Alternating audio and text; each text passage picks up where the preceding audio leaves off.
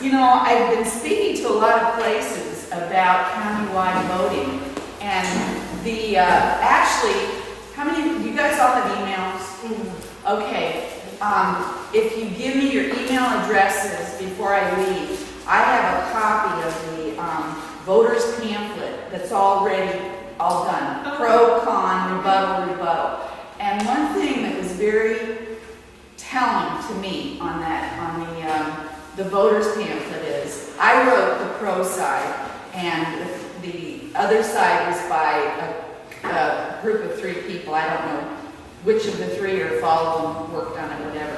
But it was amazing. This, what I wrote, I put down fact, and the overriding fact was you get a larger amount of direct access to your elected officials. Larger amount. Theirs was extremely subjective. It was about you get better representation this other way, better according to whom, and it was really. And then they went from there. It kind of went downhill from there. This is just a bunch of council members trying to. And I mean, it was mostly attacking who supports it rather than what it is. And what are the? I'm gonna mostly talk to you, but I'll try and go to some of the points that were made on the anti-side of this. You know, one of their biggest arguments has been this is because council members don't think they can get elected if they don't have it this way, because they're counting on that big liberal Bellingham to do this for them. Well, first of all, that big liberal Bellingham was the same Bellingham that voted for it 3 years ago. So you got to wonder, why would that big liberal Bellingham vote for it unless either they were confused or unless it was presented in such a way that they didn't have another side. I mean, I had people calling me saying, you know, they got their ballots and they go, can't we already do this? Don't we already get to vote for the representative in our district? And I said, yes, this is going to prevent you from voting for the other representatives. Right. Oh, but I mean, you know, what happened was this thing went through 3 years ago, went through the Charter Review Committee. It was something like a 9 to 8 vote. I can't remember how many. 8 to 7 vote to put it on the ballot, and that was already like, I think it was summer when that happened. And, you know, the election was good. And I wasn't even worried about it. I didn't think it would have a chance until I saw the ballot, when I got my ballot. And then I realized, oh my God, you know, this does make it appear like, why wouldn't we want to be able to vote for the person in our district? Now, that's how it appeared to me. I'm not saying people were confused, but that is how it appeared to me. And as an elected official, I got an awful lot of calls from people saying the same thing to me. So I'm going that there were at least some people confused. Another argument that's being made on the other side is the council is overriding the public by doing this. We're not overriding anybody. It is the public who's going to vote on this. Right. But this time, the public will have both sides of the issue, which they didn't have last time. Right. There was no voters pamphlet. There was no voters pamphlet, local voters pamphlet. And by the way, some of the same people who wanted this on the ballot voted against the local voters pamphlet too, from the Charter Review Commission. So you got to wonder.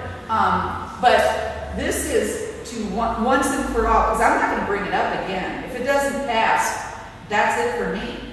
I just want to make sure people understand the consequences. And I want to preface what I'm going to say by saying there is no shortcut to good government. And this is not a question of countywide being good and district only being bad. If this is the only way people are doing things, neither of them are good. I mean, if I had my way, I would probably restructure the government totally different, and probably other people would too. But this is what we've got. I just think there are some ways to do the system we have worse than other ways. And district only does it worse than countywide. So I'm saying countywide is the lesser of evils. it's not the panacea. And I want to make sure people understand that that is what I'm saying. Let's see. Okay, we did that. You already probably know it doesn't violate the Constitution or the Bill of Rights or anything else. You know, there was no consideration for liberals and conservatives in the, and you know, and that brings me to another thing. This is Whatcom County. We are still a fairly small county. It breaks my heart that anybody wants to see us more divided than we already are. You know, I mean, that's what really bothers me. I couldn't, up until this whole thing 3 years ago, I didn't even know if I was A or B in District 3. I mean, I never paid attention to that. I always felt like I represent everybody. And I will preface this by saying, I brought this up to the council. I have been voted repeatedly countywide and district only. In fact, in the district only race, which I had to run in a year ago, I ran unopposed. So it's not, I'm not doing it because I think it'll do something for me. In fact, it is more work to run countywide. But the problem is, without running countywide, the biggest thing I've noticed in 3 years, you folks may not notice it till ballot time, or you might. But what I noticed immediately after that thing passed was council members first making jokes that I don't care, it's not in my district. And then I was actually told by a council member, "Butt out, Brenner, this is not your district."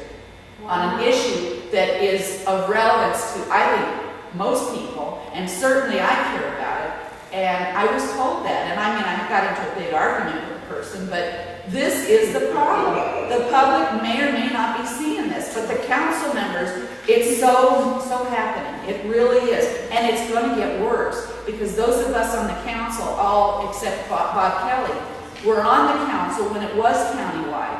So I think there's still that bit of a sense of representation, but as more and more elections will happen, you're going to have more and more people get elected who don't even remember countywide, and they're going to think this is supposed to be district only. I was at a meeting, gosh, it was about 3 or 4 weeks ago, and it was a group, a men's club group, and one fellow at the end, when I took questions, said to me, he said, "You know, I moved here from Seattle, and we have district only voting in Seattle."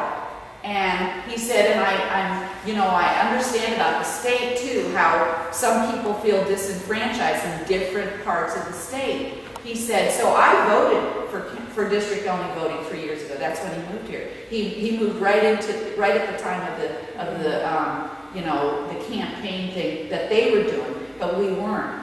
And he said, I voted for it. He said, I didn't really think much about it. He said, you know, I didn't realize how small Whatcom County is.